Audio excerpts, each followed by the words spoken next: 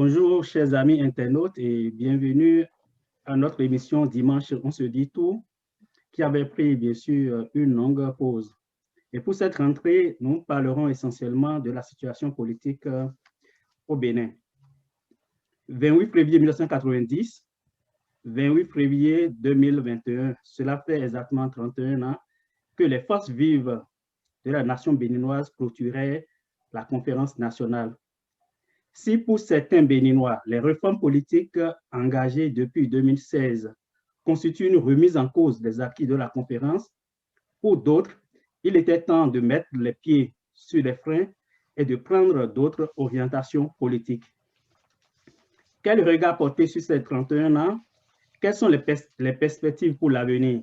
C'est à ces questions que nous allons essayer de répondre avec notre invité, Dr. Juste Kodjo, expert en stratégie de défense et gouvernance politique, professeur de sécurité internationale et directeur du programme de doctorat en études de sécurité au New Jersey City University aux États-Unis. Bonsoir, Dr. Juste Kodjo, et merci d'avoir accepté notre invitation. Bonsoir, Monsieur Yossou, merci de me recevoir. Merci bien et merci à tous les internautes. Je voulais leur rappeler que cette émission est participative. Si éventuellement ils ont des questions, donc toutes mes excuses aux internautes qui sont déjà en ligne avec nous. Donc c'est juste un extrait du rapport général de la conférence nationale que je voudrais partager avec eux avant qu'on ne commence vraiment l'émission. Donc ceci dit, quel regard vous portez sur les 31 dernières années depuis la conférence nationale de février 1990 jusqu'au jour? Merci, Monsieur Yossou, merci de me recevoir ici. La conférence nationale de 1990, il faut l'avouer, a été un moment décisif dans l'histoire du Bénin. Nous n'en parlons pas suffisamment. Et quand nous en parlons, nous en parlons beaucoup plus sous des angles, je dirais, un peu superficiels. Et donc, ce que la conférence nous a apporté, c'est beaucoup plus qui ne saute à l'œil. Vous avez passé à l'image, vous avez tenté de passer les propos du professeur Albert Evoa-Ejire, que j'ai eu l'honneur de rencontrer quand j'ai commencé mes dernières ou mes toutes premières sorties par rapport à mes idées de réforme, et qui m'a fait l'honneur de préfacer le livre Consécration. Donc, c'est ici le moment pour moi de lui rendre un vibrant hommage. Et comme par hasard, que ce soit le 31e anniversaire de cette présentation historique du rapport de la conférence que vous me proposez pour venir intervenir aujourd'hui, je suis encore plus honoré. Et les 31 dernières années, si nous n'avons pas connu ce que d'autres sociétés ont connu, il faut le dire, c'est principalement à cause de la conférence nationale, mais surtout à cause de la manière dont elle a été organisée et la manière dont elle s'est déroulée, la place qu'on a accordée à certains hommes clés de ce moment historique. C'est tout ça qui nous a préservés, en fait, qui nous a mis à l'abri de soubresauts qu'on a pu observer dans d'autres sociétés voisines ou dans d'autres régions. Donc, moi, je porte personnellement un regard très positif sur ce que la conférence nous a apporté. Je dois dire aussi qu'au regard des réformes, bon, il y a des choses que j'aurais souhaité voir émerger de cette conférence-là qui n'ont pas été, mais chaque génération apporte sa pierre à l'édifice qui consiste à construire donc cette société béninoise. Ceux du moment-là ont apporté les leurs. Il nous revient à nous aujourd'hui de tirer le son de tout ce qui s'est passé là pour pouvoir apporter les nôtres. Donc, voilà un peu en gros, on pourra aller un peu dans les détails tout à l'heure, notamment par rapport au rôle de la conférence dans les 2 ou 3 dernières décennies. Merci beaucoup. Mais pour la jeune génération, est-ce que vous pouvez nous rappeler un peu le contexte socio-politique qui a conduit à la conférence nationale en 1990? Alors, pour ceux qui... C'est vrai que vous avez raison de d'insister dessus parce que ça fait 31 ans, donc ça veut dire qu'il y a toute une génération qui n'en a pas connaissance. Pour nous autres qui avons eu le privilège de vivre ces moments, même si on était beaucoup plus jeunes, c'est comme si, bon, c'était hier, mais pour beaucoup, c'est à la télé, dans les livres, qu'ils en entendent parler. Donc, c'est tout à fait normal de reparler un peu de tout ça. Hier matin, j'ai eu le privilège de parler avec Maître Robert Dossou, qui a été, disons, l'un des instigateurs, l'un des acteurs actifs qui ont aidé donc à la mise en œuvre de cette conférence. Et bien avant, j'avais déjà fait beaucoup de recherches sur le sujet. Ce qu'il faut retenir, c'est qu'en 89, déjà dans les années 88, mais 89 précisément, le régime PRPB était vraiment confronté à d'énormes difficultés, socio-économiques notamment. Et qui dit difficultés socio-économiques, bien sûr, parle aussi de difficultés sociales, parce que les deux sont liés. Et donc, sous cette pression de la crise socio-économique qui a ensuite dégénéré en une crise sociale avec les grèves estudiantines ou les mouvements au niveau des syndicalistes et autres, et à cela, vous ajoutez la pression internationale au niveau du FMI, de la Banque mondiale, de faire des réformes. Le régime PRPB était donc, n'avait d'autre raison que de trouver une porte de sortie. Et l'une des portes de sortie de ce moment-là était donc l'idée d'organiser cette conférence nationale des forces vives de la nation pour que chacun revienne au Bénin. Parce que pour les autres, les plus jeunes qui ne savent pas, le régime PRPB a dû produire aussi beaucoup d'exilés à l'époque. Et donc, c'était l'occasion pour le président Kékou de permettre à tous ceux-là de rentrer et de venir contribuer un peu à apporter des idées pour que le Bénin sorte donc de cette impasse qui était créée dans les années 89. Donc, essentiellement, c'est le contexte socio-politique ou socio-économique et politique, donc, qui a un peu conduit à l'organisation de la conférence. Mais ne l'oublions pas, il y a aussi, disons, le contexte international favorable à cet événement-là.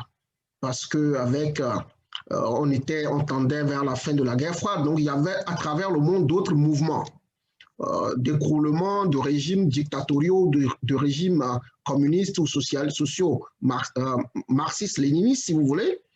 Et donc, tout ça, en fait, a favorisé aussi le passage de ce régime du PRPB là vers un autre régime à travers donc l'idée de la conférence nationale. Donc, vous venez d'évoquer un peu la crise politique déjà dans les années 1988, 88-89 qui ont débouché, cette crise-là qui a débouché sur la conférence nationale. Est-ce que quand même au début de la conférence, il y avait comme un cahier de charge des priorités sur lesquelles la conférence ou les conférenciers devraient s'attarder?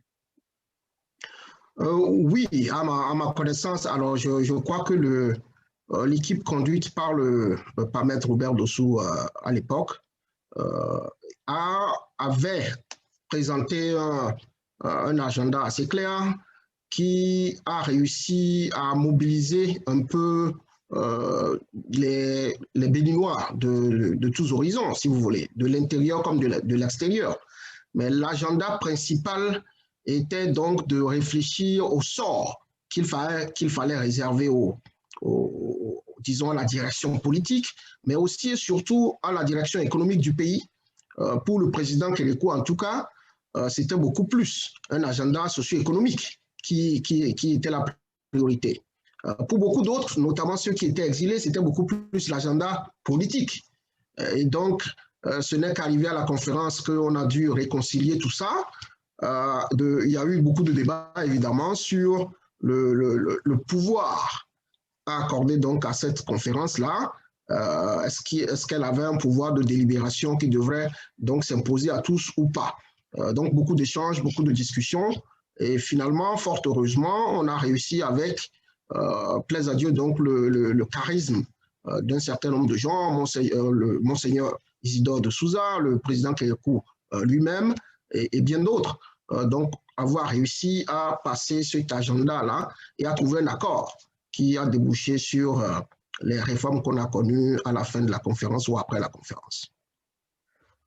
Si on doit quand même, vous avez commencé par l'évoquer tantôt en parlant d'un peu la stabilité au Bénin au cours des 30 dernières années.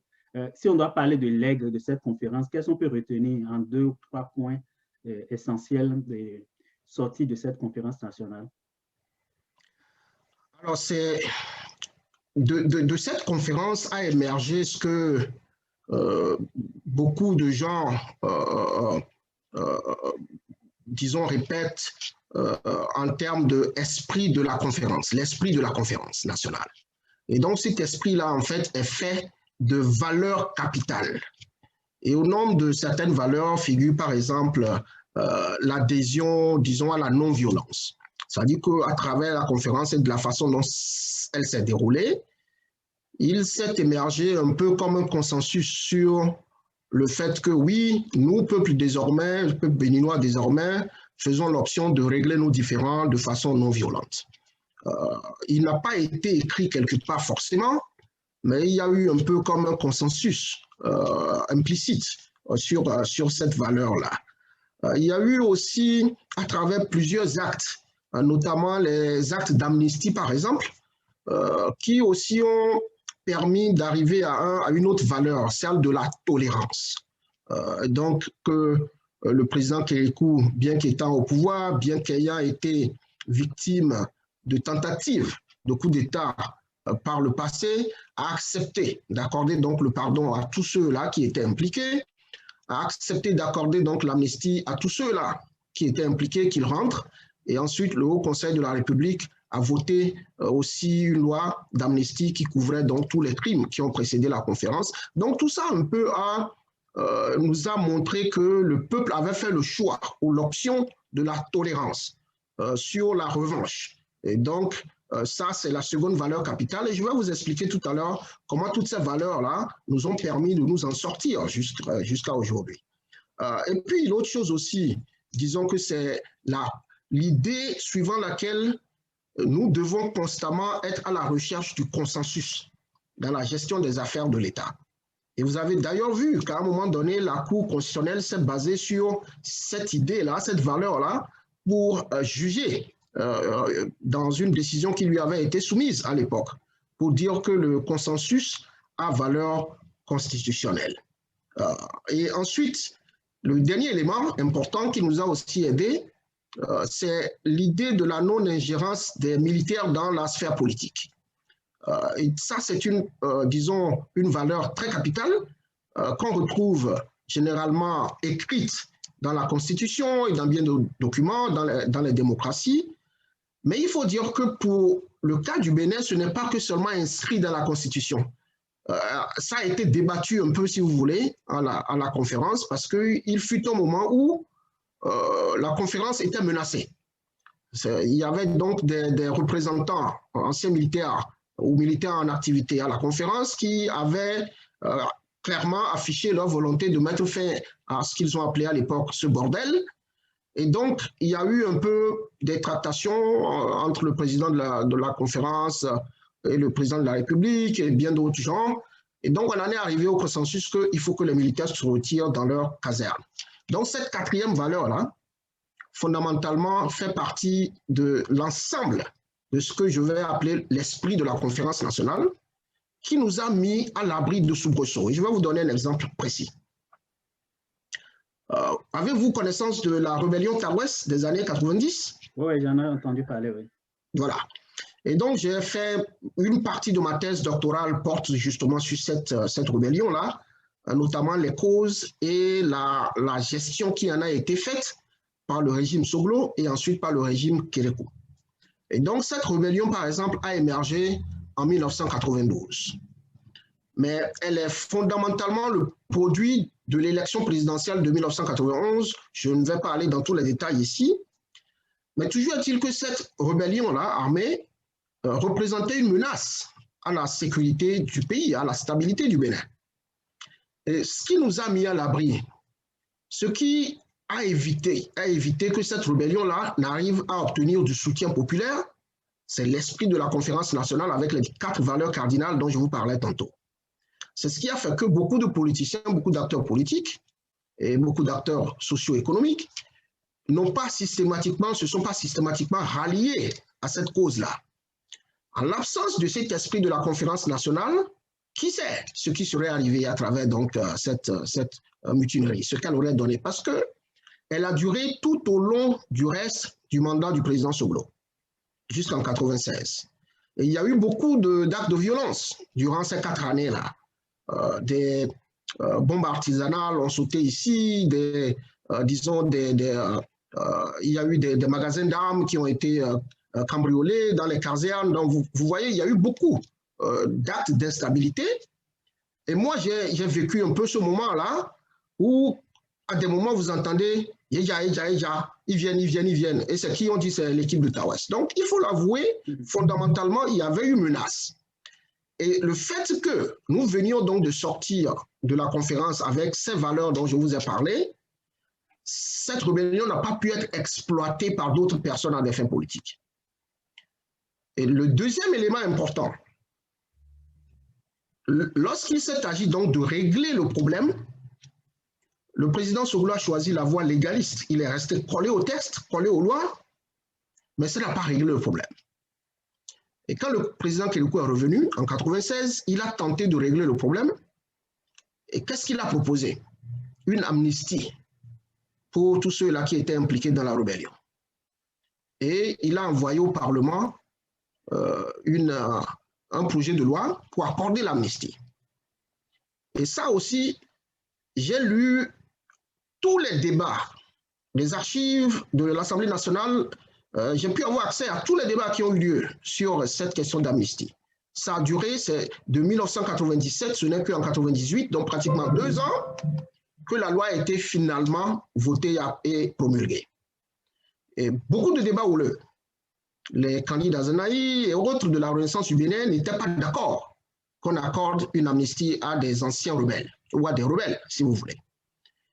Et il s'est trouvé dans le camp de l'ancien parti de la Renaissance du Bénin, donc des anciens partisans du président Soglo, qui ont, y compris la première dame Rosine Soglo, qui a œuvré, ou qui ont œuvré, je dirais, à ce qu'on accorde quand même un certain regard à cette demande d'amnistie. Et qu'au nom de l'esprit de la conférence nationale, c'est le terme qui revenait souvent dans les débats, qu'au nom de la conférence, au nom de cet esprit-là, qu'il était important de faire table rase du passé et d'accorder donc le pardon et l'amnistie à ces rebelles. Et ça a été voté une première fois. L'honorable Nathaniel Ba a porté un recours au cours de la Cour constitutionnelle. Donc, ils ont repris le vote. Et ce n'est qu'à la 3e tentative que cette loi a été adoptée et promulguée par le président de la République. Qu'est-ce que je veux vous dire par là? Le président Kérékou, en revenant en 1996, avait le pouvoir de la grâce présidentielle. Il pouvait choisir d'accorder la grâce présidentielle à ces rebelles-là, ou à ces mutins. Il avait le pouvoir. Mais il a choisi d'associer le Parlement. C'est la recherche du consensus, découlant donc de la conférence nationale dont je parlais tantôt. Et donc son prédécesseur est resté légaliste dans le contexte de la conférence, puisque la conférence a dit désormais plus d'ingérence des militaires, plus ci, plus ça. Ça, c'est purement légaliste. Et lui, il est venu, il a dit, j'ai aussi légalement le pouvoir de la grâce présidentielle, mais je ne vais pas l'utiliser. Je vais plutôt associer le Parlement.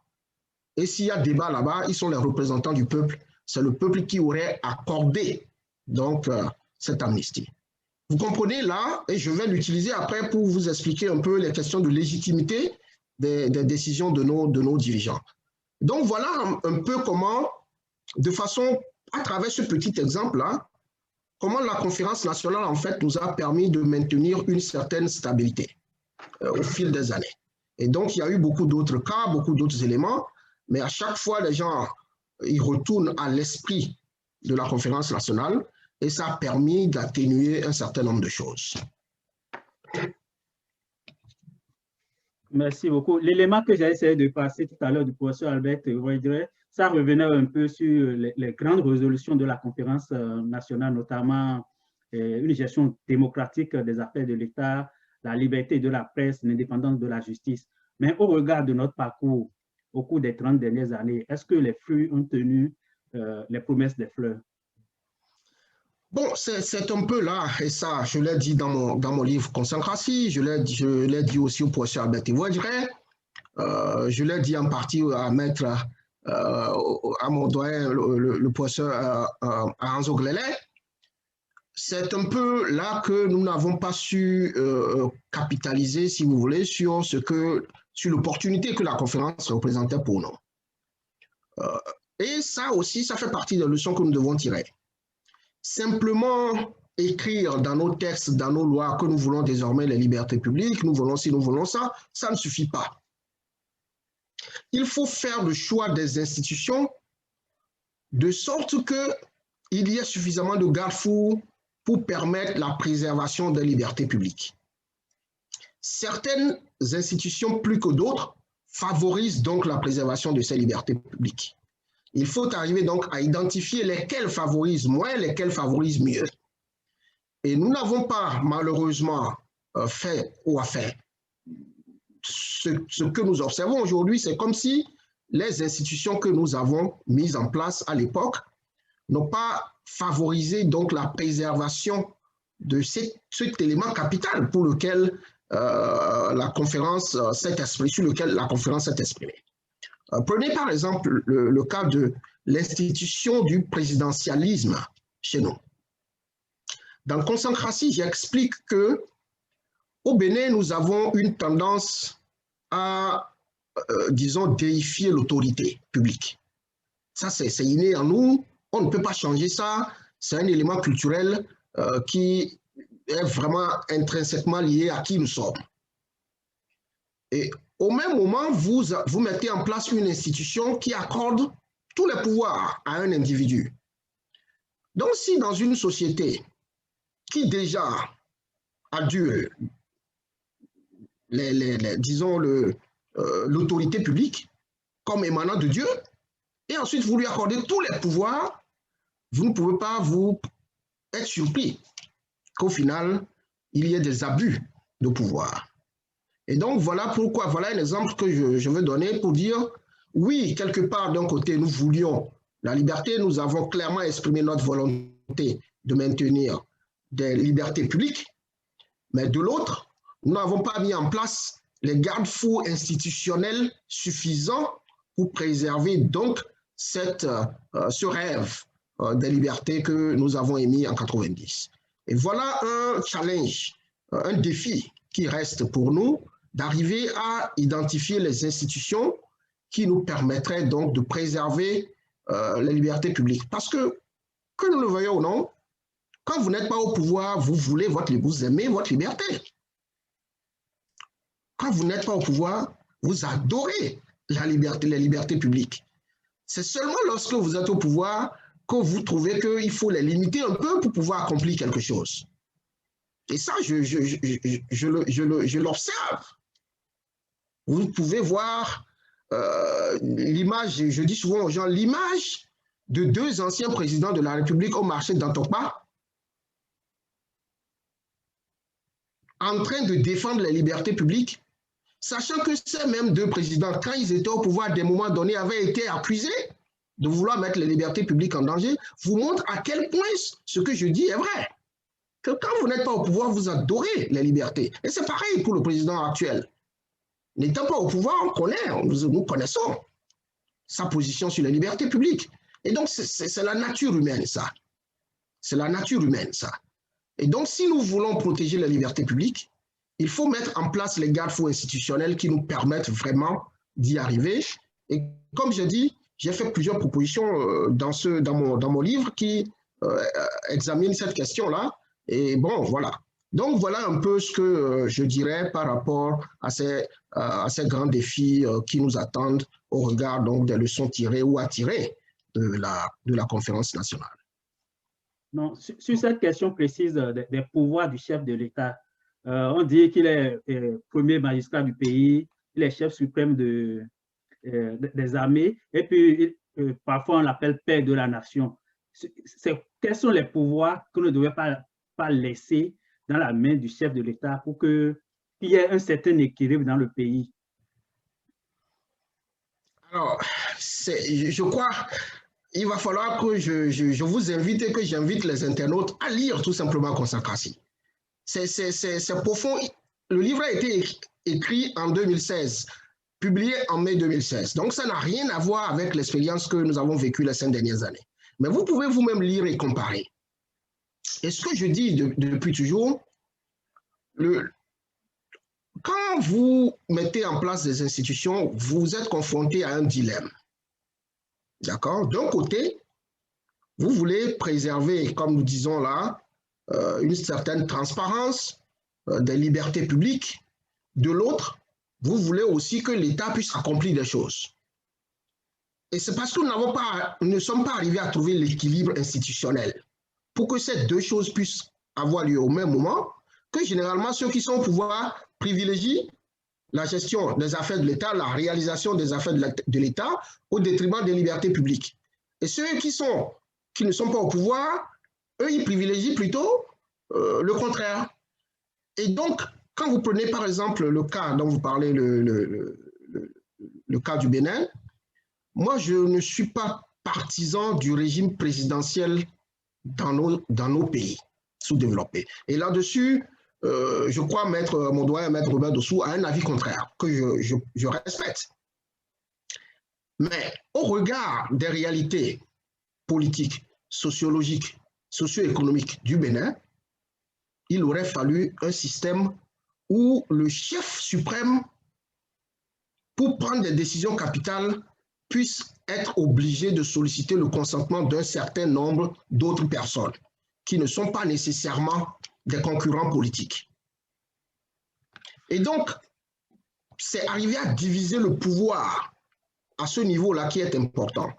Les États-Unis, par exemple, la façon dont ils ont réglé ça, c'est quoi? Quand vous êtes aux États-Unis, le président de la République ne décide pas de quelle école on va construire quelque part. Ça, c'est de la responsabilité du maire. Le président de la République aux États-Unis ne décide pas de qui va recevoir les vaccins, par exemple, pour comment vous appelez, la COVID-19, là. Il envoie aux États et chaque gouverneur décide de façon autonome de comment ils vont gérer. Vous imaginez si le président avait pouvoir sur tout cela, il enverrait les vaccins dans les États qui le soutiennent en priorité. Et donc, d'autres sociétés ont trouvé le moyen, donc à travers le fédéralisme, à travers la décentralisation, de réguler un peu le pouvoir pour que le pouvoir ne se concentre pas dans les mains d'un homme. Chez nous, directement ou indirectement, tout repose dans les mains du président de la République. Directement ou indirectement. Et c'est ce qu'il faut arriver vraiment à régler. Et c'est pourquoi je ne cesserai jamais de parler de consancratie. Je voudrais quand même insister sur cette question parce que au lendemain de la conférence nationale, il y a quand même eu des institutions fortes qui ont été installées au Bénin. Il y a quand même la Cour constitutionnelle, il y a l'Assemblée nationale et puis dans une certaine mesure la Haute Autorité de l'audiovisuel et de la communication qui devrait, d'une manière ou d'une autre, ces institutions devraient équilibrer un peu par rapport à tous les pouvoirs qui sont dans la main du chef de l'État. Mais qu'est-ce qu'on peut dire au cours des 30 dernières années? Est-ce que ces institutions ont failli à leur mission d'équilibrer un peu le pouvoir du chef de l'État? Non, c'est clair, il est évident que ces institutions ont failli. La question, c'est pourquoi elles ont failli. Et la réponse, je vous l'ai donnée tout à l'heure. Directement ou indirectement, tout repose dans les mains du président de la République. C'est le président de la République qui nomme. Beaucoup de ceux qui dirigent ces institutions. Prenez la HAC. Une bonne partie des membres de la HAC est nommée par le président de la République. La seconde partie est nommée par qui? Par les députés. Les députés peuvent-ils exister, subsister politiquement sans l'appui du président de la République? Donc, directement ou indirectement, et quand je dis président de la République, ce n'est pas un individu, ce n'est pas celui qui est là, ce n'est pas celui qui l'a précédé, c'est de façon générale et neutre. Il faut arriver à voir ces choses de façon rationnelle. Indépendamment des individus, des personnes, je ne suis pas partant lorsque nous menons des débats par rapport à des individus. Donc, ce que je vous dis là peut s'expliquer aujourd'hui, tout comme vous pouvez aussi repartir en arrière aux autres régimes précédents pour voir ce que j'ai dit. Tant que le sort du Parlement, le sort de la RAC, le sort de la Cour constitutionnelle, le sort de toutes les autres institutions dépendrait en partie ou totalement du président, c'est évident que le président aura tout le pouvoir. On n'a pas besoin de sortir de Sorbonne pour comprendre ça. Et donc, c'est ce combat-là que je mène depuis pour dire qu'il est temps de mettre en place un système où il y a un organe de régulation politique dont les pouvoirs ne sont pas dépendants de la volonté du président de la République. Et c'est ce que j'ai appelé le Haut Conseil de la République. Et c'est l'une des choses dont, par exemple, que j'aurais voulu voir au niveau de la conférence nationale. On avait le Haut Conseil de la République. Elle faisait office de parlement transitoire. Moi, j'aurais voulu qu'après la mise en place du Parlement, qu'on réduise, par exemple, le nombre du ICR qu'on a vu pendant la conférence là, qu'on réduise le rôle, qu'on réduise le nombre à 7 personnes avec un mandat à vie qui régule la politique et qui servent d'autorité morale. Si on avait fait ça et que quelqu'un comme le professeur Théodore Holo était resté au sein de cet organe-là depuis 1991, après l'émergence du Parlement, jusqu'à ce jour, et qu'ils étaient 7 de ce genre-là dans un tel conseil, vous croyez que la plupart des dérives que nous avons connues là, qu'on aurait connues? Si cet organe avait pouvoir, par exemple, lorsqu'on nomme un ministre, de dire oui, ce ministre-là est compétent, non, il n'est pas compétent, on ne peut pas le nommer, vous croyez qu'on nommerait qui on veut?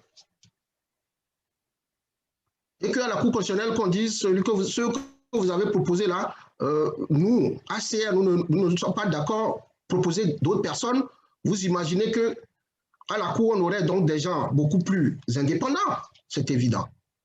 Donc, c'est ça, en fait, c'est de ça qu'il s'agit. Mais ce message-là n'arrange pas ceux qui sont dans la compétition politique. Ce message-là, c'est vous, c'est moi, c'est ceux que j'appelle les patriotes silencieux qui doivent se saisir de ce message. Parce que ceux qui sont dans la compétition politique n'ont pas intérêt à faire changer ces choses. Ils nous rejoindront seulement quand ils ne sont plus au pouvoir. Et le jour où ils repassent du côté du pouvoir, ils vont vous abandonner. Et donc, il est temps que ceux qui veulent mener une analyse rationnelle et voir un pays où on a un minimum de stabilité, un minimum de gouvernance de qualité, un minimum, que ce soit au terme disons, économique, mais aussi au terme des libertés publiques et tout le reste. Qu'il est temps de faire des réformes profondes du système. Vous verrez, dans beaucoup de pays, désormais, c'est un peu ce qui se fait. Il y a toujours des garde-fous pour qu'une seule personne ne puisse pas dicter sa loi aux autres. Et ça, je dis, indépendamment de qui sont ceux qui sont là aujourd'hui, parce que après eux, ça va être la même chose. Je l'ai dit il y a 5 ans, on m'a dit, c'est pas possible. C'est pas possible, ce que vous dites là. C'est celui qui était là qui était le problème. Vous allez voir, le prochain là, il est différent. Non? Je vous laisse juger. Évidemment, on peut imaginer qu'en 1990, les conférenciers étaient confrontés à l'urgence du moment. Et peut-être ça n'aurait pas laissé le temps nécessaire pour aller au-delà, de régler les problèmes urgents, permettre aux exilés de rentrer et de fragiliser un peu, si on peut le dire comme ça, le pouvoir en place pour pouvoir prendre une parcelle de pouvoir qu'on réserverait aux délégués et autres. Maintenant, depuis 1990 quand même, on a eu 4 présidents de la République et 3 alternances pacifiques de pouvoir. Est-ce qu'on peut dire aujourd'hui que c'est vraiment l'une des plus grandes réussites de la conférence nationale, d'arriver à permettre l'organisation quand même d'un certain nombre d'élections législatives et présidentielles transparentes qui ont débouché même sur des alternances qu'on n'aurait pas imaginées? Bon, Je dirais oui, peut-être, mais bon, personnellement, je vois au-delà de tout ça.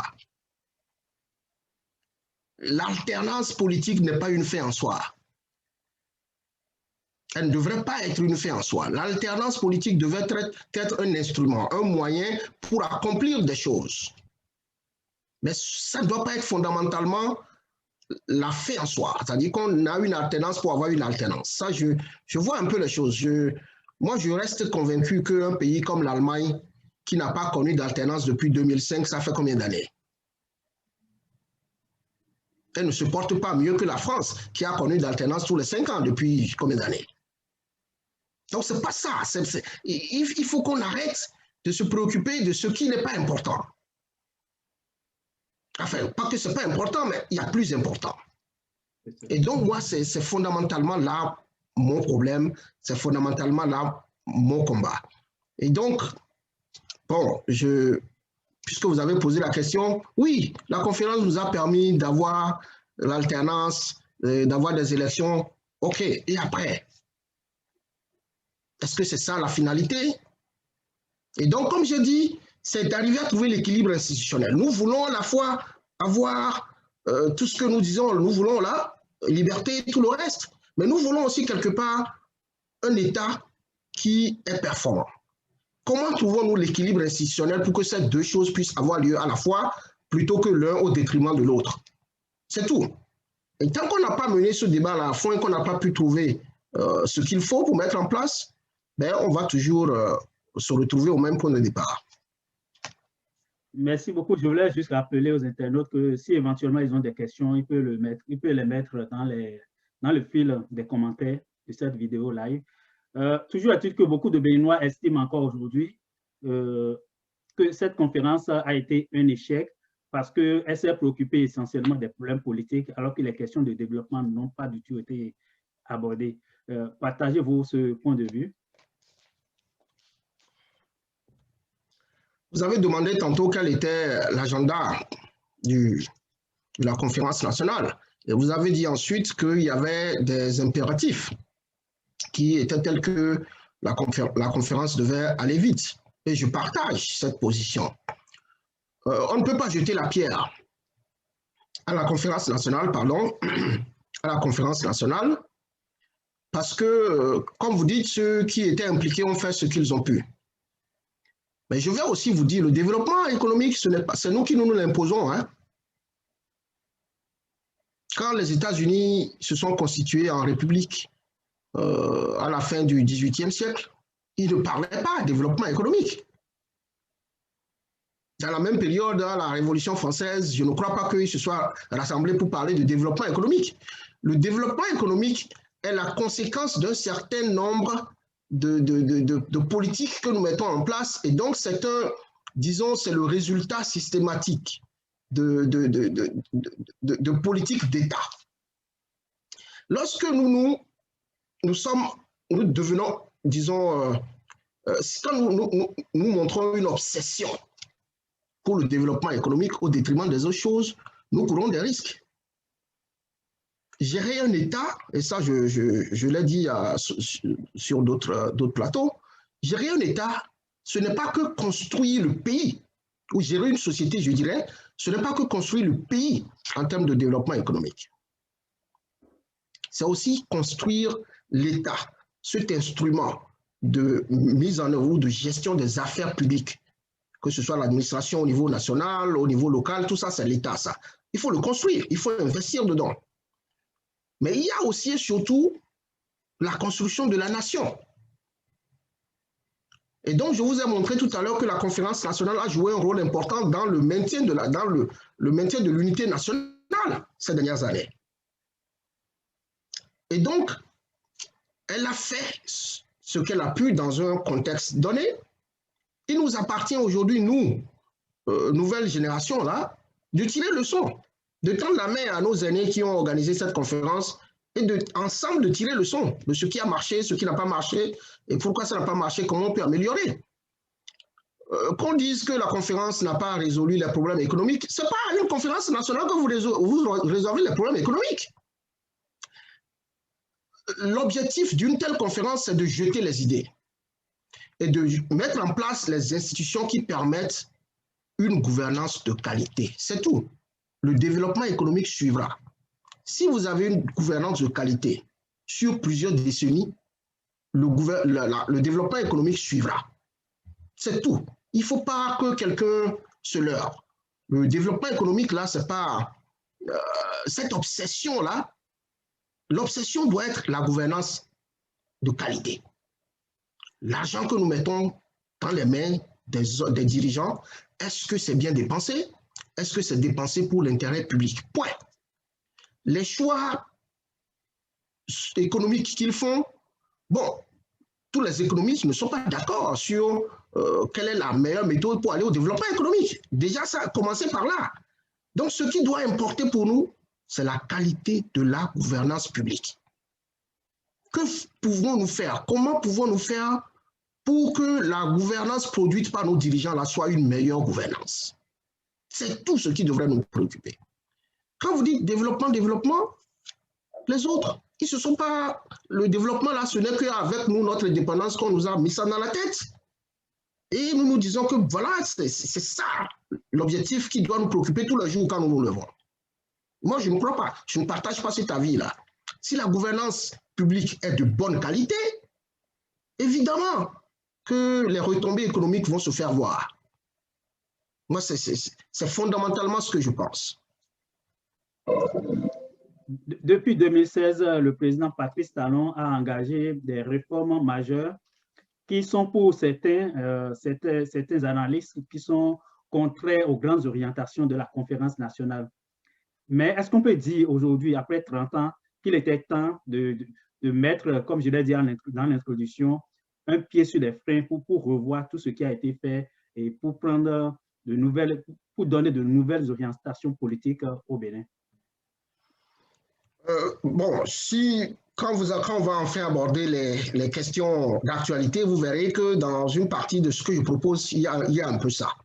Qu'il est temps pour nous de remettre la balle à terre, de tirer le leçon de tout ce que nous avons fait jusqu'ici ces 31 dernières années et de mettre en place un nouveau système de gouvernance, de redéfinir les grandes priorités économiques pour les 50 prochaines années et que ces réalités-là, économiques-là, soient disons, un mandat impératif pour les dirigeants qui ne puissent pas s'en écarter et qu'il y ait un organe de régulation politique avec suffisamment de pouvoir pour veiller à ce que ces grandes orientations sur les 50 ans et que la gouvernance de qualité soit vraiment la priorité. Ça, on va y revenir en détail tout à l'heure, mais de façon générale, voilà un peu comment moi je perçois la chose. On peut débattre de ce qui a marché, ce qui n'a pas marché, mais les leçons qu'on en tire et ce qu'on met en place, c'est ça qui est important. Et je suis d'accord avec vous, il est temps de ramener la balle à terre et de se redonner une nouvelle chance ou d'orientation sur beaucoup de plans. Et ça fait partie un peu de ce que j'avais prévu révéler dans mes propositions concernant l'actualité du moment. Toujours concernant les réformes engagées depuis 2019, sinon, après les législatives de 2019, il y a quand même une crise qui est née où les partis d'opposition estiment qu'ils ont été exclus des élections législatives, communales et puis la présidentielle qui vient dans quelques semaines.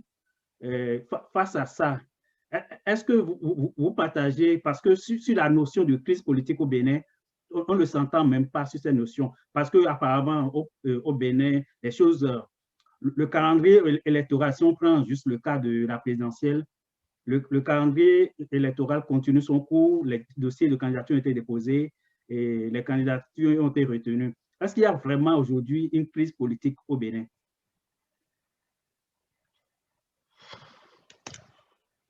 Alors, avant de revenir à votre question, je vais dire ceci. Moi, dans ma tête, le Bénin est en crise depuis un bon moment. Et tout ce que nous vivons aujourd'hui, que nous allons continuer à vivre dans les prochaines années, est la conséquence d'une crise qui est née il y a bien longtemps. Le jour où l'actuel président et son prédécesseur se sont trouvés en situation de conflit, ce jour-là, le Bénin a commencé à courir vers une crise. Et ça va perdurer. Nous faisons les frais en tant que société de ce conflit interpersonnel. Et on peut donc interpréter comme on veut, on peut choisir d'être pointilleux sur les thèmes, mais c'est ça la réalité. Parce que c'est de cette réalité-là que nous avons connu ce que nous avons connu ces 5 dernières années. Et même l'élection de l'actuel président de la République fait partie de tout ça. Et donc, on n'a pas réglé ce problème-là fondamentalement. Simplement parce que les institutions fonctionnent, le calendrier électoral est établi, et puis bon, ça ne veut pas dire qu'au plan politique, en tout cas, que tout va bien.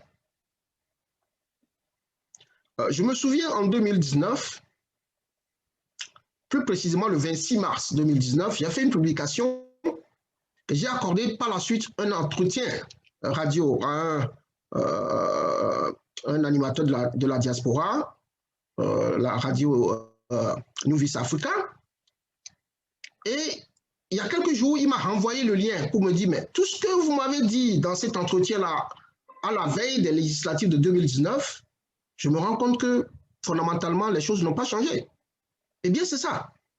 Parce qu'à l'époque, déjà, je prédisais un peu des difficultés. On m'a dit non, que c'est juste des politiciens qui, bon, ils vont trouver la formule. Non, ça, c'est pas un problème. Ça, c'était en mars. Et bien plus tard, qu'est-ce qu'on a vu? Des violences post-électorales. Et pour ceux qui minimisent ce qui s'est passé dans la zone du Tchaourou, je les invite à aller parler à ceux qui étaient impliqués dans ces événements-là. Nous n'étions pas loin. Si les fameux chasseurs-là avaient des armes automatiques, nous aurions connu autre chose. Donc, ne minimisez pas ces choses. Et moi, je suis spécialiste des questions de sécurité interne. Et je vous dis, au regard de ce que je vois et au regard de ce qui s'annonce, moi, je considère que nous sommes en crise. Parce que fondamentalement, le point de départ de cette crise-là, on ne l'a pas élucidé et on n'a pas trouvé de formule jusqu'à ce jour.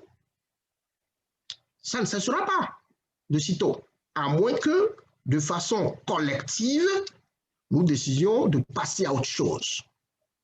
Si nous décidons qu'il est temps de dépasser ces conflits individuels et de passer enfin à autre chose, on pourra trouver des solutions. Autrement, chacun repart dans sa cage et s'arme davantage et revient à la charge. Et jusqu'où? Jusqu'à quand on va faire les frais? Ça, c'est la question à laquelle nous devons répondre. Donc, pour moi, oui, c'est vrai, ceux qui veulent voir simplement que le calendrier est là, les choses se déroulent comme planifié, et ne voient pas donc ce qui est à l'horizon. Et moi, je vais profiter donc, avant de vous montrer en fait ce qui est à l'horizon, il faut qu'on débatte un peu de ce qui pose problème aujourd'hui. Mon analyse que je fais, elle est fondamentalement différente de ce que vous entendez souvent, parce que, et ça je tiens à le préciser, je ne suis pas juriste. Enfin, je dis souvent, je ne me considère pas juriste. Malgré une maîtrise en droit, ça ne fait pas de moi un juriste. Je ne suis pas praticien. Je ne l'enseigne pas, je ne fais pas de recherches dans le domaine, je ne pratique pas le droit. Mais je suis spécialiste de sciences politiques. Et donc, c'est par rapport, mon regard, l'analyse que je fais des situations politiques, d'abord fondée sur le paradigme des sciences politiques, totalement différent des sciences juridiques ou du droit. Et vous allez voir que ces derniers mois-là, ou depuis un bon moment, les analyses que nous voyons, venant donc des spécialistes juristes, et ça c'est tout à fait leur domaine, c'est normal, nous fondons l'attention à focaliser sur la légalité Et donc, il y a des recours envoyés à la Cour constitutionnelle. On écrit à la Cour des droits de l'homme, à la Cour africaine des droits de l'homme. Vous voyez, donc, c'est le paradigme du droit à ça, des juristes. Le paradigme qui est le mien est différent. J'analyse les causes et les conséquences d'un phénomène, les risques liés au phénomène. Pourquoi le phénomène se produit. Et donc, c'est par rapport à ça que moi, je mets le doigt sur la question de la légitimité. Et je vais vous expliquer tout à l'heure pourquoi c'est important. Mais avant, il faut que je reprécise ce que c'est la légitimité, quand nous parlons de la légitimité. Ce concept a été examiné par les sociologues, les philosophes, les politologues. Et de façon générale, le consensus, c'est que la légitimité, en fait, c'est la reconnaissance par le peuple des décisions, d'une décision donnée, d'une autorité donnée ou d'une institution donnée comme étant appropriée à ses yeux. Donc, si le peuple reconnaît cette décision comme étant appropriée, cette décision est légitime. Donc, contrairement à la légalité, où l'autorité finale qui décide de la légalité est une juridiction du genre la Cour constitutionnelle, la Cour suprême et autres, en matière de légitimité, la seule et unique juridiction, c'est le peuple. D'accord? Et donc, quand vous utilisez, quand vous prenez en compte dans ce concept de légitimité, là, vous verrez que nous courons vers des risques, nous courons des risques. Je vais m'appuyer un peu sur ce que le philosophe John Locke, philosophe britannique, qui est considéré généralement comme celui-là qui a inspiré pour la plupart la démocratie américaine. Ce qu'il dit de la légitimité. Il dit que c'est le consentement implicite ou explicite des gouvernés qui donne ou qui confère aux gouvernants ou à leurs décisions la légitimité politique. Je répète, John Locke dit que c'est le consentement implicite ou explicite des gouvernés qui confère aux décisions des gouvernants une légitimité politique. Implicite ou explicite. Donc, implicite, parfois, vous voyez, le peuple élit des gens. Et ceux-là, à leur tour, prennent des décisions. Et donc, ces décisions deviennent légitimes de façon implicite. Explicite, parfois, le peuple est appelé à se prononcer sur des questions pour montrer si oui ou non il est d'accord. Vous avez vu la question du référendum sur le Brexit en Europe, le retrait de la Grande-Bretagne de l'Union européenne. Le peuple a décidé sur la légitimité ou pas d'appartenir à l'Union européenne. Donc c'est ça le consentement explicite. Et donc c'est tout ça en fait, ces deux notions combinées, là vous voyez donc ce que je veux dire à travers donc la légitimité dont je parle. Et dans ce que nous avons vu, jusqu'ici, ces derniers mois en tout cas, il y a deux concepts principaux ou deux faits qui posent des questions de légitimité. Et c'est très, très, très, très relevant, très important pour l'avenir. Le premier élément, c'est, disons, la prorogation du mandat présidentiel de 45 jours dans la nouvelle constitution, enfin, dans la constitution modifiée. D'accord? Moi, je ne me penche pas sur la question de la légalité, elle a été vidée, c'est bon, je ne m'en préoccupe pas. Mais la légitimité, pardon, de cet élément-là est primordiale. Pourquoi? Parce que cette prorogation du mandat présidentiel a été décidée par le Parlement actuel, lui-même issu d'une élection où moins de 20% de la population se sont prononcés. Donc, moins de 20% du peuple vote pour un Parlement et ce Parlement décide de la prorogation du mandat présidentiel. Je ne parle pas de la durée, peu importe. Parce que si nous sommes d'accord avec ce principe que le peuple peut ne pas approuver, que le Parlement, lui tout seul, peut donc proroger le mandat présidentiel de 45 jours, qu'adviendrait-il si demain, le Parlement décide de proroger le mandat présidentiel de 10 ans? Qu'adviendrait-il si, en 2025, le Parlement vote et dit qu'au regard de la situation de ce moment-là, en 2025, qu'il fallait avoir désormais un mandat unique de 10 ans pour compter de maintenant et que le président en place, on met en nota bene, le président en exercice reste au pouvoir jusqu'à l'élection ou l'investiture du prochain président. Donc 10 ans de plus. Vous allez dire quoi? Puisque vous avez déjà au préalable accepté le principe. Voilà pourquoi la question de la légalité, de la légitimité est importante. Il faut requérir, il faut aller solliciter du peuple sa légitimité sur cette prorogation du mandat présidentiel, que ce soit de 1 jour ou de 45 jours ou de 10 ans. Ça, c'est le premier élément.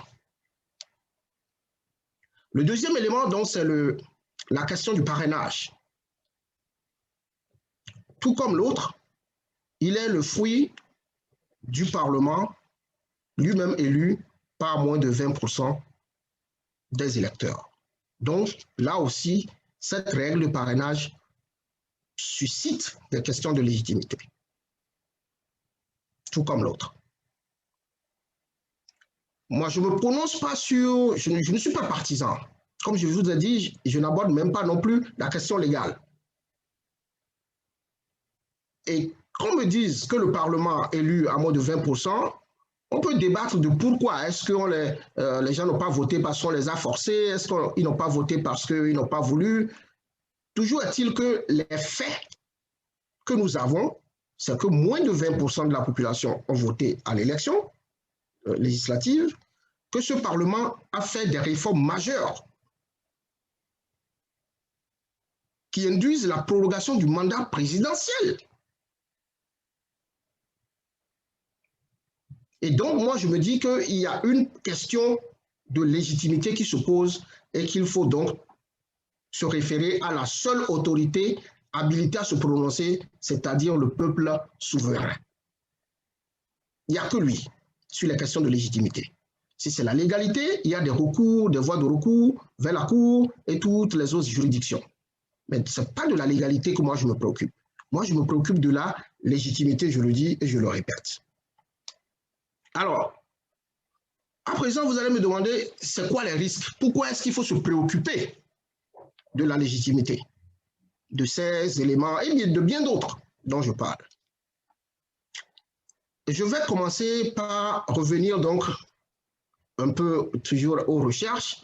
Il y a un politologue américain, Robert Dahl, qui a examiné aussi les questions de légitimité. Et je vais utiliser une image assez simple, ou une métaphore si vous voulez, qu'il utilise et pour vous montrer en fait les risques. Il dit, pour comprendre le rôle de la légitimité, il faut s'imaginer un réservoir d'eau, un peu comme les entonnoirs, là, vous connaissez, un peu comme ça, là, et que vous posez à terre.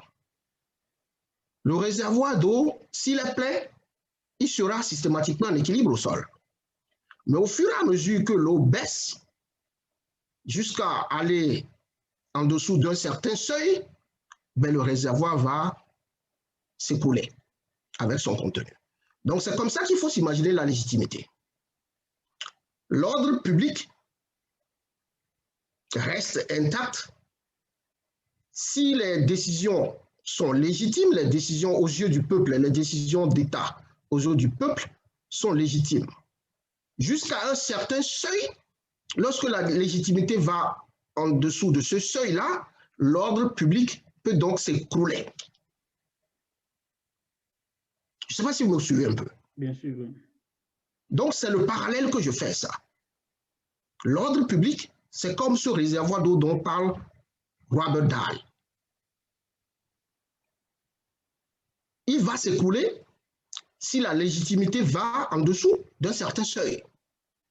Et puisque nous ne connaissons pas ce seuil-là, il faut dès maintenant s'en préoccuper et rétablir la légitimité.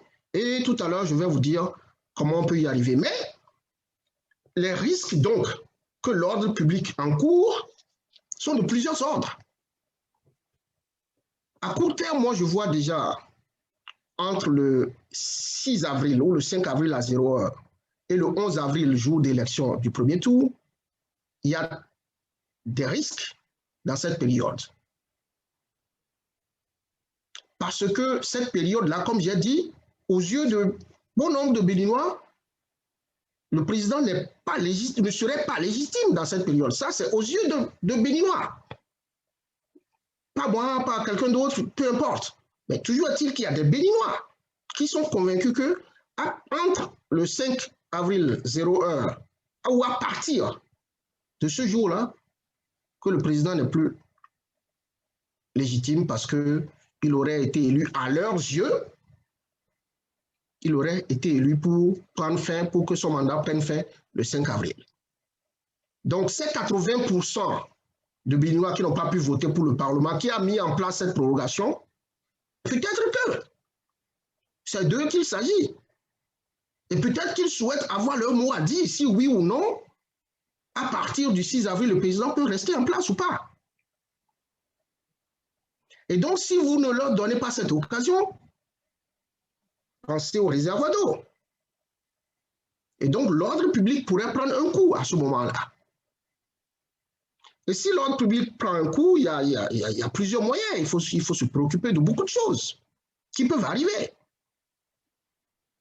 Et vous mettriez les forces de l'ordre en situation difficile. Vous les mettriez en situation difficile parce que, tout comme le peuple, ils ont aussi un peu leurs opinions. Et je dis, je ne le souhaite pas. Si le 8 avril, il y a un coup de force contre le régime, la communauté internationale aurait du mal à défendre la légitimité du pouvoir. Si le même coup de force se passe demain, vous verrez que c'est de façon spontanée que la communauté internationale va dire, mais rétablissez très vite le président légitimement élu. Mais si ça se passe le 8 avril, je ne sais pas si la communauté internationale pourra intervenir avec la même conviction. Et donc, il faut s'en préoccuper dès maintenant. Peut-être que ceux qui sont au contrôle sont convaincus que ce n'est pas possible que ça arrive. Tant mieux. Moi, dans mon manteau, sous mon manteau de chercheur, je me dois de me préoccuper de ces choses-là.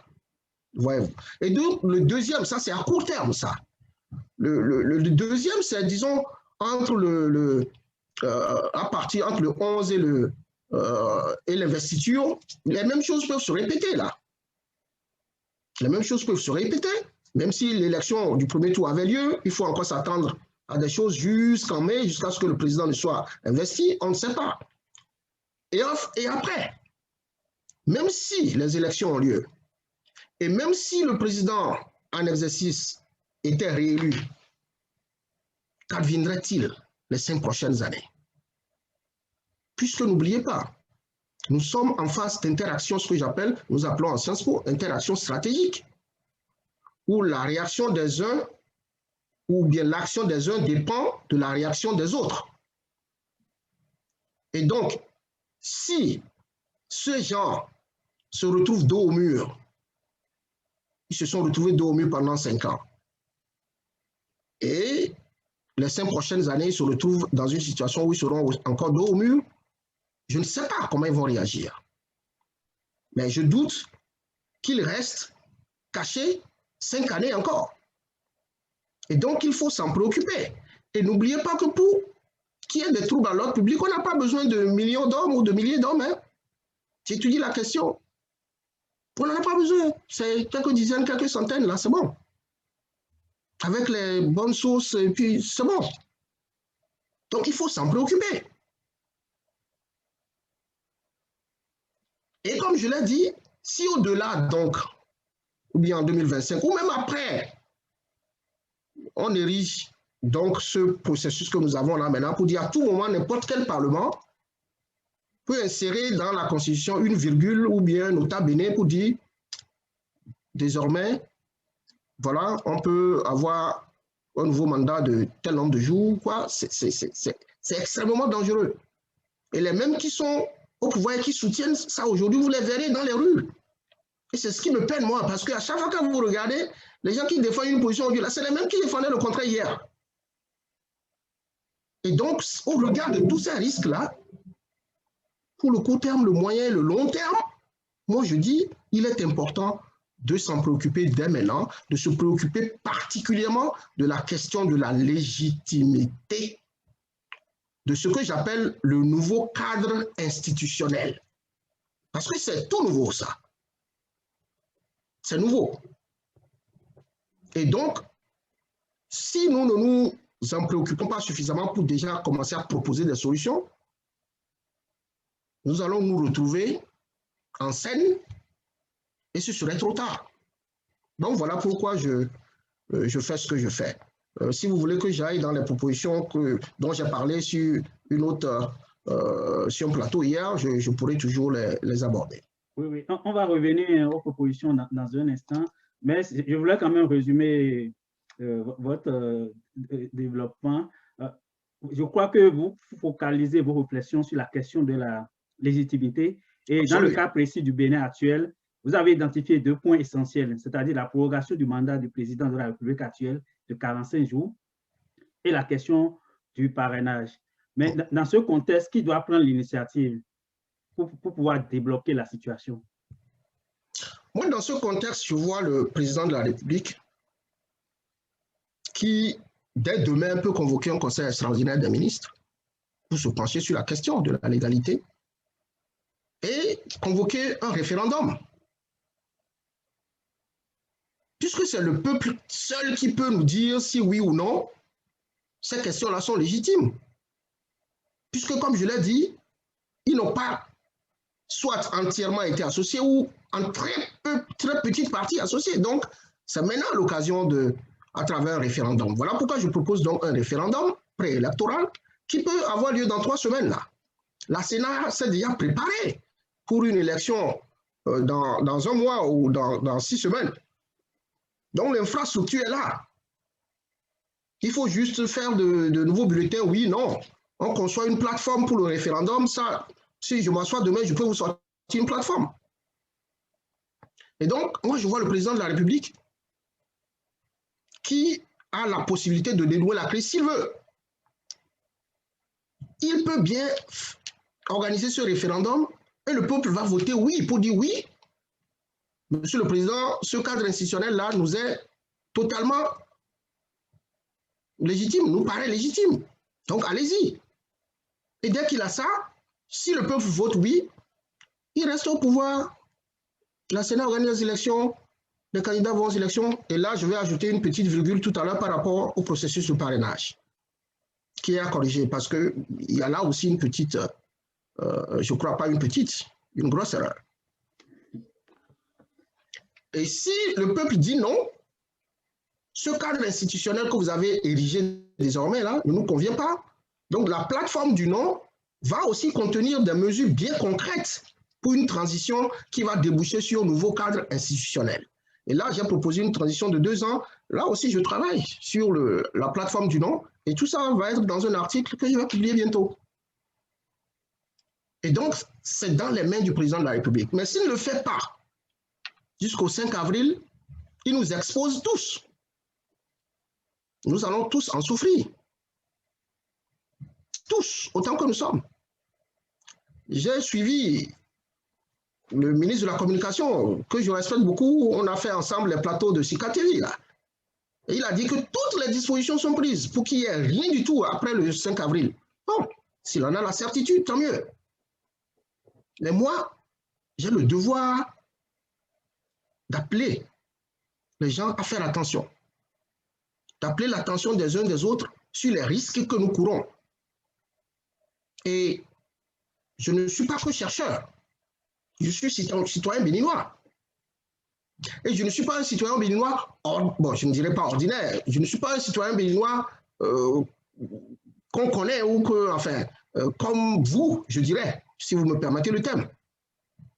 C'est pourquoi je ne dis pas ordinaire, mais pas comme vous. Parce que j'ai un background là.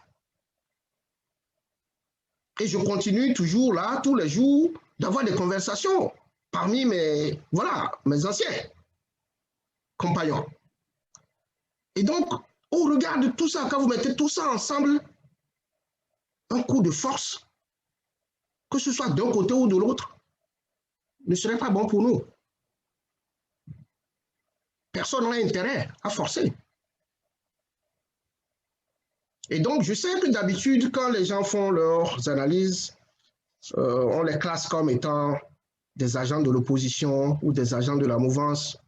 Personnellement, si quelqu'un prend le temps de faire ses recherches et de fouiller, il trouvera que Juste Kodjo n'a pas de bord. Je n'ai pas de camp. Aucune personne, je dis bien personne, ni de l'opposition, ni de la mouvance ne peut dire qu'il m'a versé un jour 1 franc pour quoi que ce soit. Donc, je suis entièrement indépendant dans mes réflexions. Entièrement. Et donc, j'espère que chacun va prendre du recul, parce que j'ai cette métaphore-là que j'utilise souvent pour dire, quand vous êtes trop près de la forêt, vous ne voyez pas la forêt, vous ne voyez que l'arbre qui est devant vous. Et vous croyez qu'il n'y a qu'un seul arbre qui est là. Non, c'est toute une forêt qui est là. Pour la voir, il faut reculer, il faut prendre du recul pour voir. Et c'est ce que j'essaye de faire. Et j'espère que chacun fera l'effort de prendre du recul pour voir la forêt. Parce que moi, je n'attends pas de ceux qui sont dans la compétition. Ce qui importe pour eux, là, c'est que la compétition ait lieu dans les prochaines semaines et que, bon, voilà. Ça, c'est tout à fait normal. Ils ont investi de l'argent, ils ont investi du temps, je comprends. Mais nous qui n'avons rien investi de tout ça, nous avons une nation à préserver, nous avons un pays à préserver, nous avons une société à préserver, des familles à préserver. Et donc, c'est au nom de tous ceux-là qui ont donc un pays à préserver que moi je viens dire, prenez du recul et regardez la forêt. Et pour qu'ils le fassent, pour que tout le monde le fasse, il faut que d'autres personnes se joignent à moi. Que d'autres personnes fassent aussi, prennent aussi ce recul-là pour voir la forêt. Et ces autres personnes, c'est ceux que j'appelle les patriotes silencieux. C'est vous, c'est moi, c'est tous ces Béninois de l'intérieur et de la diaspora qui sont fatigués par ce qui se passe depuis des décennies. Je parle à beaucoup de gens qui se disent, ça ne vaut pas la peine même de parler de tout ça. Ça ne vaut pas la peine de s'exposer pour tout ça. Parce que vous voyez les mêmes qui crient, dès qu'ils passent de l'autre côté, et puis, bon, mais, et après, on va faire comment? C'est notre pays. Je suis sûr que même dans le camp, dans chacun des camps, là, il y a des gens qui ne sont pas contents de ce qui se passe ou de comment ça se passe. Moi, je dis et j'insiste, le rôle dans la gestion des affaires publiques, ce n'est pas que la construction du pays. Vous pouvez construire des infrastructures, tout ça, c'est bon, on doit louer ça. Il y a aussi l'État qu'il faut construire, il y a aussi la nation. Et surtout la nation, là, c'est très délicat. Et c'est sur le long terme, mais c'est au quotidien qu'on construit ça. Et donc, voilà, c'est un peu, en gros, moi, ma proposition, ce que je pense que le président de la République peut faire dès demain. Convoquer un référendum sur oui ou non par rapport au cadre institutionnel en place depuis 2018, y compris donc les deux éléments importants que j'ai énumérés tout à l'heure. Si c'est oui, il a toute sa légitimité, le processus a toute sa légitimité, on va aux élections. Et j'ai dit tout à l'heure qu'il faut corriger la procédure de parrainage. Je ne sais pas si on a du temps pour que j'aborde ça rapidement. Vous pouvez l'aborder rapidement avant que je me pose la prochaine question. D'accord, j'ai encore d'autres questions. Donc, la procédure de parrainage, j'ai dit tout à l'heure, le parrainage lui-même en tant que règle soulève des questions de légitimité, tout comme la prorogation du mandat présidentiel. D'accord? Mais il faut distinguer le parrainage comme règle de la procédure de mise en œuvre du parrainage. Il n'y a pas eu de législation par rapport à la procédure du parrainage.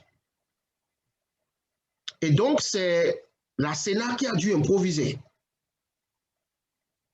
Mais dans son improvisation, la Sénat a dit qu'elle fera tout pour que le parrainage soit anonyme. Et je cite, « Mais nous savons que le parrainage, tel qu'il a eu lieu là, n'a pas été anonyme. » Vous le savez, oui ou non, M. Diosso? Bien sûr, oui. Il y a même des députés qui ont même protesté contre l'usage qu'on a fait de leur parrainage. Oui. Voilà. À partir de ce moment, ça veut dire que ce que la Sénat même a érigé en règle en l'absence de loi n'a pas été respecté.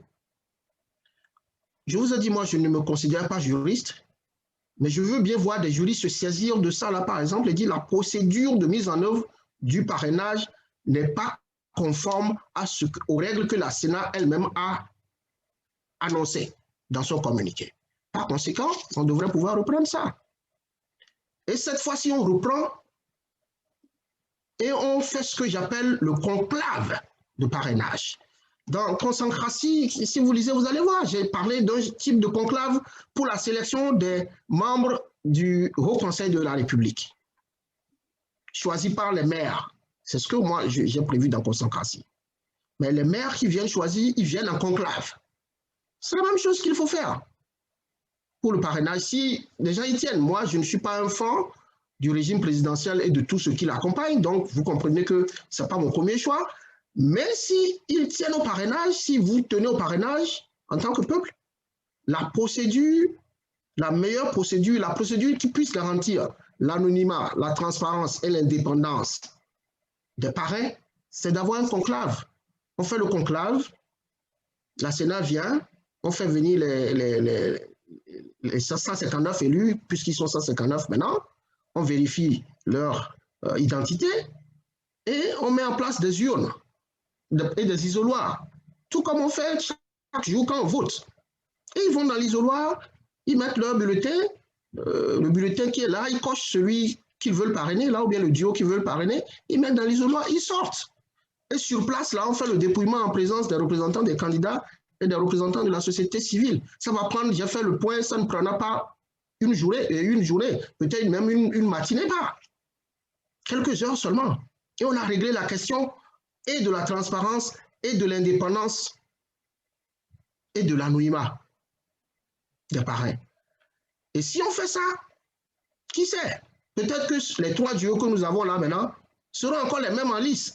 Mais au moins, ceux qui auraient été écartés ne peuvent plus se plaindre. Je ne sais pas si vous voyez un peu. Et donc, c'est ça. C'est à ce niveau-là qu'il faut mener les réflexions. Je crois que des gens m'ont attaqué hier sur un autre plateau où j'étais avec Vital, où on dit j'aurais dû faire ça depuis. Écoutez, moi, je fais ce que je peux là, avec le temps que j'ai, depuis 5 ans. Bon, voilà, je ne peux pas faire plus. Mais je fais ce que je peux quand j'ai le temps. Parce que j'ai un employeur, j'ai une vie. Voilà, je travaille pour ceux qui me concernent. Si vous voyez, je coordonne une ONG que j'ai créée, que j'ai aidé à créer depuis l'année dernière, que je coordonne à distance. C'est fou. Je n'ai pas de repos. Mais malgré ça, je fais tout ça parce que j'adore mon pays. J'adore le Bénin, moi. Et je lui dois gratitude et reconnaissance. Et je ne cesserai jamais de le dire, que moi, j'ai grandi dans une grande pauvreté.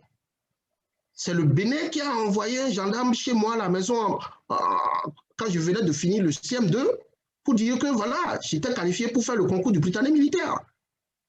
Et une fois retenu, j'ai fait 7 ans, 7 années d'études au Britannique aux frais de l'État.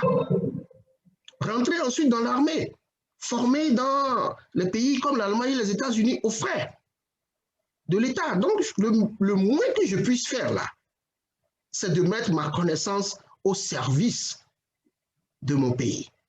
Même si ça va me coûter des nuits blanches, je n'ai pas le choix. Parce que bon, et c'est pour ça que je ne sors pas tous les jours pour parler. Vous ne me verrez sur aucun plateau venir critiquer un pouvoir en place. Ni passé, ni présent. Ce n'est pas mon genre. Je ne critique pas. Depuis 2016, à chaque fois, on m'appelle, on dit aujourd'hui c'est le premier anniversaire du régime de la rupture. Venez vous dire, je dis je ne fais pas, ce n'est pas mon genre. Je ne fais pas ces choses. Il y a des activistes, allez les voir. Moi, je n'ai pas fait un doctorat pour venir critiquer. S'il y a des gens qui ont ce rôle-là, ce travail, je le laisse. Vous ne me verrez pas faire ça. Donc, comment je viens me prononcer sur des questions, c'est parce que j'ai jugé qu'elles sont suffisamment importantes et qu'il n'y a pas suffisamment d'éclairage à porter dessus que je viens. Voilà. Merci, M. Diosso. Ok, nous allons vers la fin de cette émission. Quand même, les internautes qui ont suivi l'émission depuis le début, on peut identifier, on peut voir un peu le cheminement parce que votre contribution, elle est vraiment technique. Il ne s'agit pas des contributions politiques et les gens auraient pu noter quand même l'impartialité de votre raisonnement. Et je vous en remercie d'ailleurs pour ça. Je crois que vos inquiétudes aujourd'hui se fondent sur les incertitudes de lendemain. Il ne faut pas que le pays s'engage dans une voie sans issue en espérant que ça va aller alors qu'il y a des mesures qu'on pourrait prendre dès maintenant pour pouvoir rassurer la population, pour ne pas engager le peuple dans un univers incertain.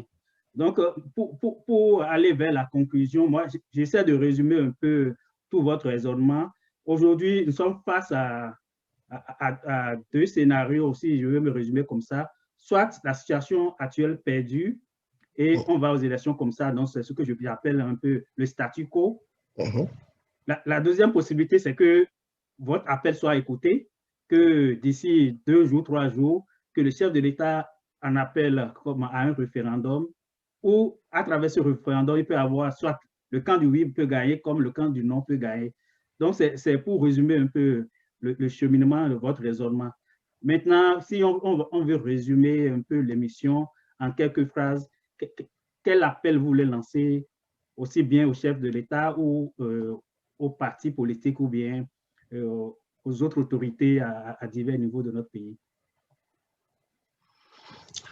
D'abord, je voudrais commencer par vous remercier, monsieur Jules Diosso, de m'avoir offert cette opportunité pour clarifier un certain nombre de choses. Et comme par hasard, on l'a dit au début, c'est le 31e anniversaire de la clôture de la conférence nationale.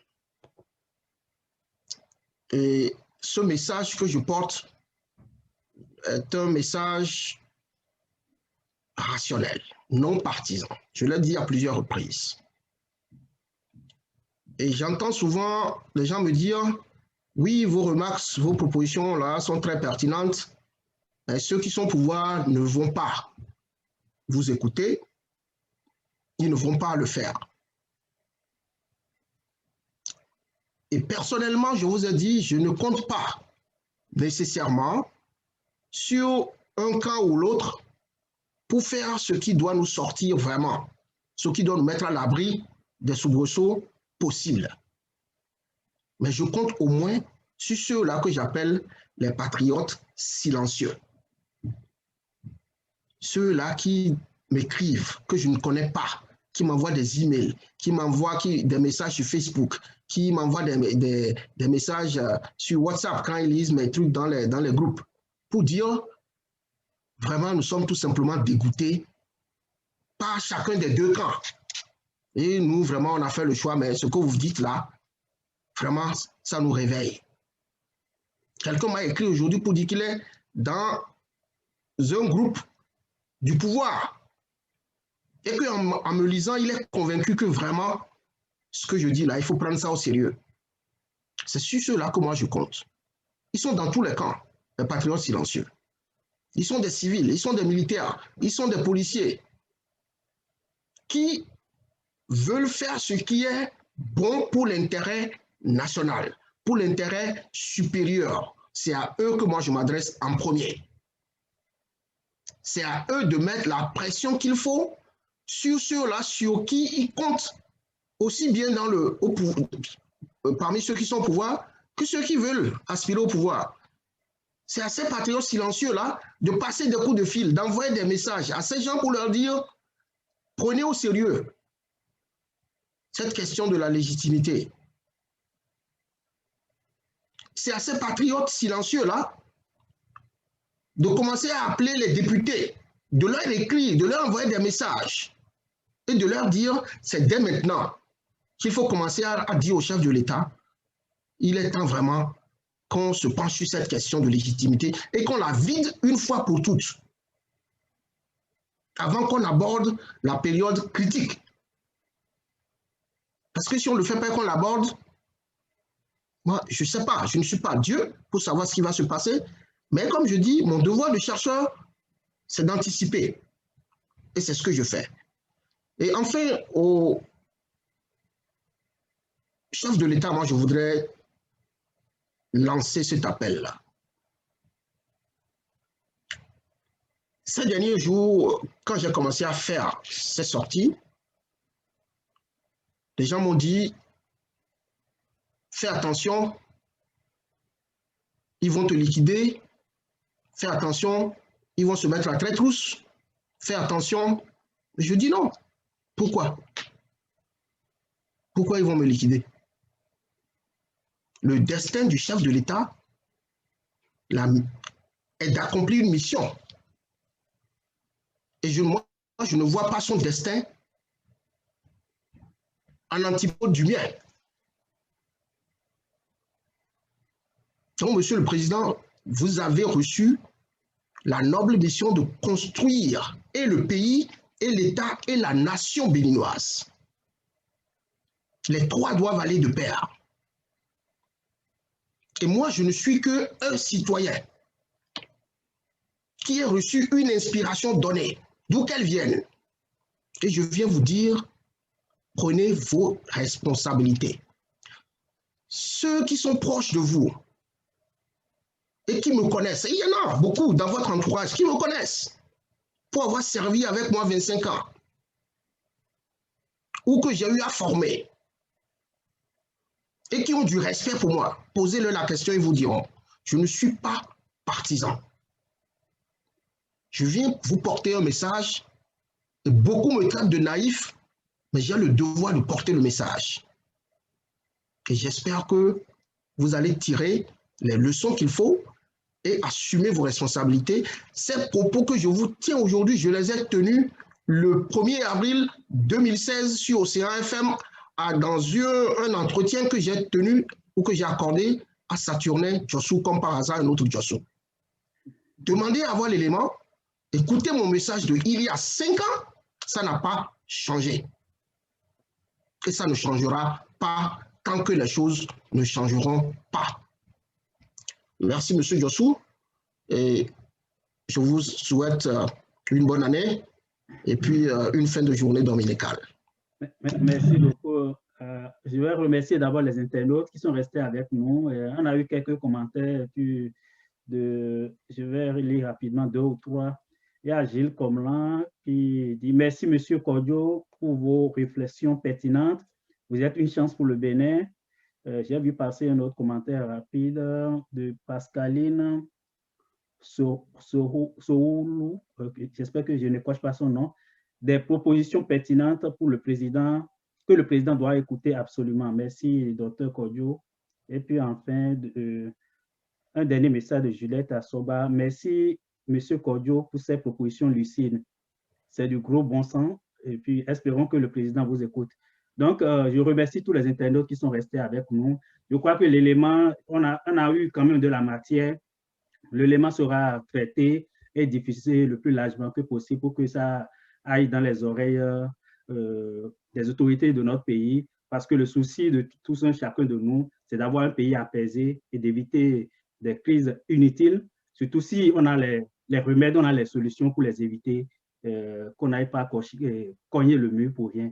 Merci beaucoup pour votre disponibilité. Et donc, je donne rendez-vous aux internautes pour la prochaine fois. Et bonne fin de journée au Bénin. Bonne nuit à tous. Merci. Merci. Portez-vous bien.